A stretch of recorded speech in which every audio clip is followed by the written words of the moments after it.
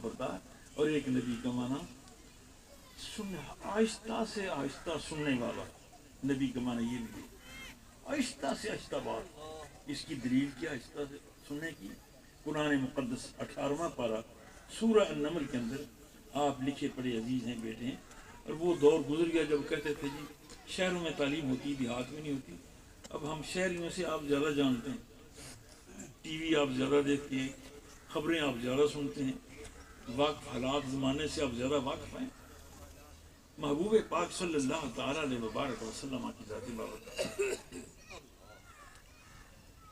کائنات کے اندر رسول بن کر آئے ہیں، رسول ہیں، جلوہ گر ہیں، خلق کو دیکھتے ہیں، برزخ کو دیکھتے ہیں، دونوں چیزوں سے مشاہدہ کرتے ہیں۔ ایک نگاہ خلق پر ہے اور دوسری نگاہ محبوب پاک علیہ السلام کی برزخ پر ہے، اور پیشاب سے نہیں بچنے کے لیے بھی یہ بھی عذاب ہو رہا ہے۔ نبی کا معنی آہستہ سے آہستہ سننا، ایک نبی کا معنی یہ دلیل تو 18ویں پارہ میں سورہ نمل میں آپ کو سناؤں گا تو بات یاد آ جائے گی۔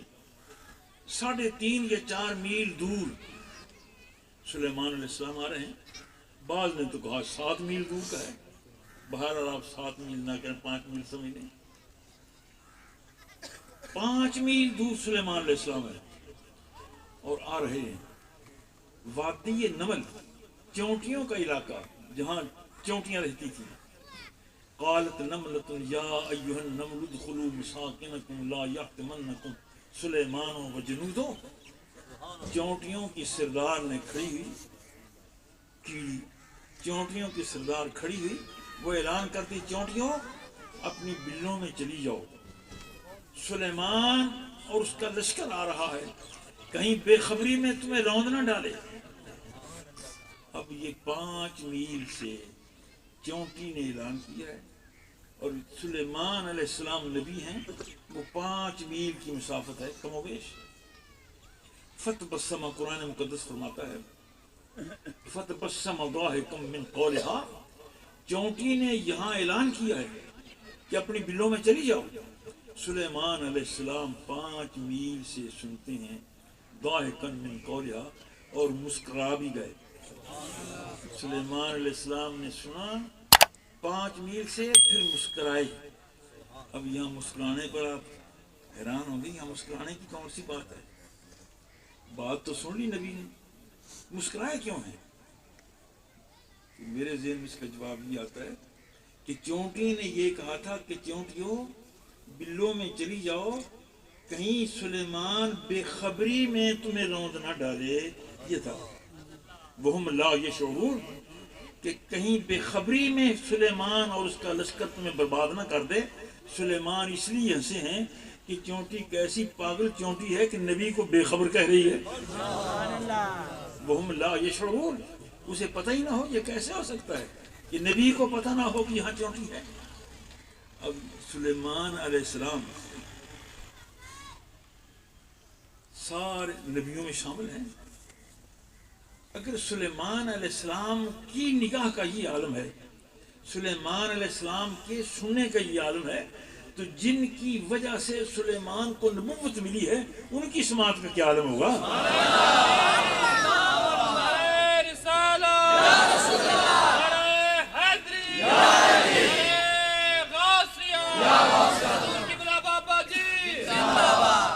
سلیمان علیہ السلام تسلیم نے سن لیا، نبی کا معنی سن لیا۔ اگر سلیمان علیہ السلام 5 میل یا 7 میل سے چونٹی کی آواز سنتے ہیں تو تیرے یہاں سے سیفل سے یا رسول اللہ کا نعرہ مصطفیٰ نہیں سنیں گے؟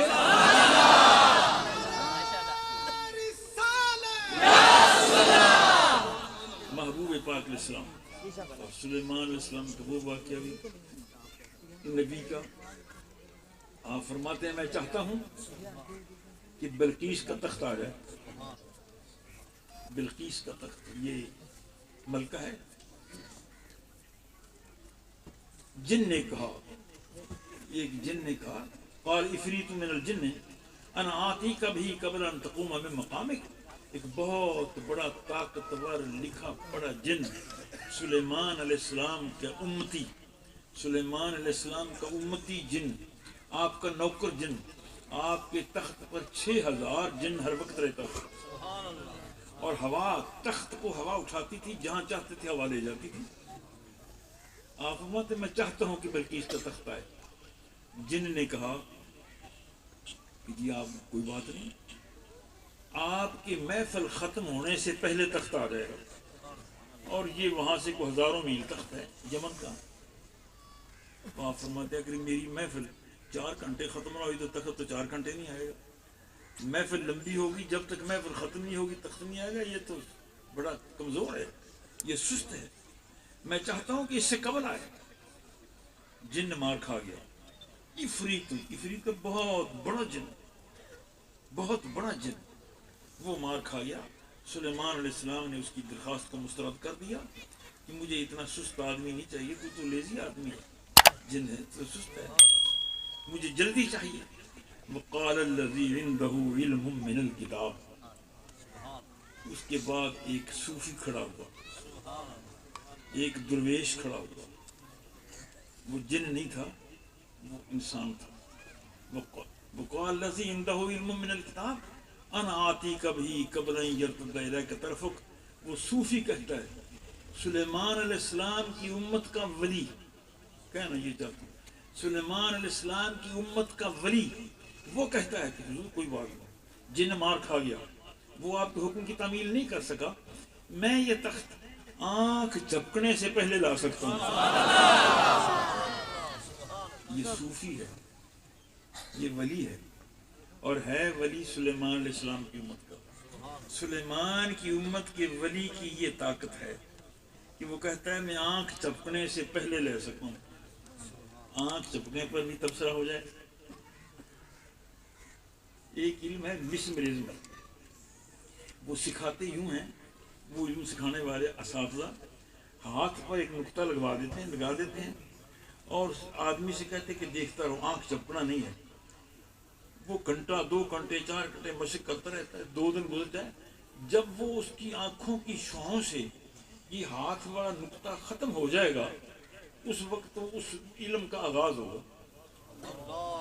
تو میرے ذہن میں یہ بات آئی اس آیت پر کہ آنکھ جھپکنے سے اگر آنکھ 3 گھنٹے نہیں جھپکتی تو تخت تو 3 گھنٹے نہیں آئے گا۔ اس بندے کی آنکھ جھپکنے کا بھی تو وقت لگتا ہے نا۔ جو مسمرزم سیکھے گا وہ 6 گھنٹے پکا سکتا ہے، 8 گھنٹے نہیں آنکھ جھپک نہیں سکتا۔ تو کیا ہوا؟ میں نے اس کا یہ ترجمہ کیا آنکھ جھپکنے کا کہ آنکھ کا اوپر والا حصہ نچلے حصے کو ملنے کے لیے سفر کرے، یہ اوپر والا حصہ نچلے حصے کو ملنے کے لیے آئے، ابھی یہ نیچے پہنچے گا نہیں، تخت پہلے آ جائے گا۔ انا آتی کبھی قبل ان یرتد الیک، میرے نزدیک سے ترجمہ ہے۔ اب یہاں ایک اور بات ہے، شاید آپ کے ذہن میں آ گئی ہوگی ورنہ میں ڈال دیتا ہوں کہ سلیمان علیہ السلام 6000 جن ہر وقت ہے اور ہوا تخت کو اٹھاتی ہے، جن بھی خادم ہیں، انسان بھی خادم ہیں، فرشتے بھی موجود ہیں۔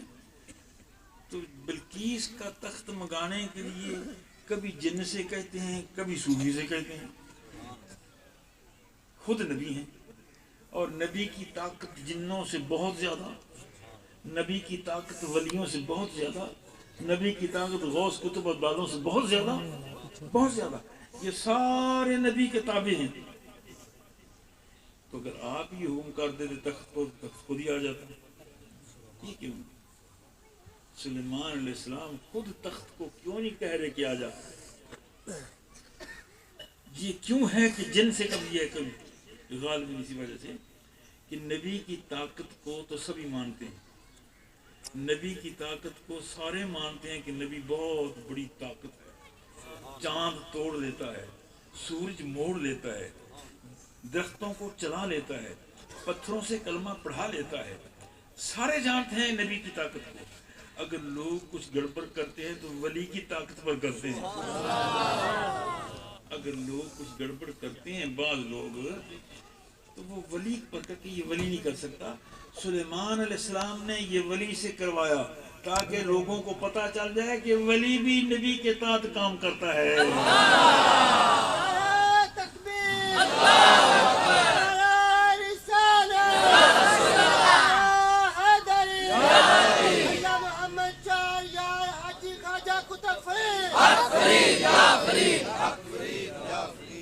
باتیں ہوئی تقریر کے 2 حصے ہو گئے. ایک بات رہ گئی جو آپ کو بتانی تھی. النبی اولا بالمومنین، نبی کا ذکر ہے اور ایمان کا ذکر ہے.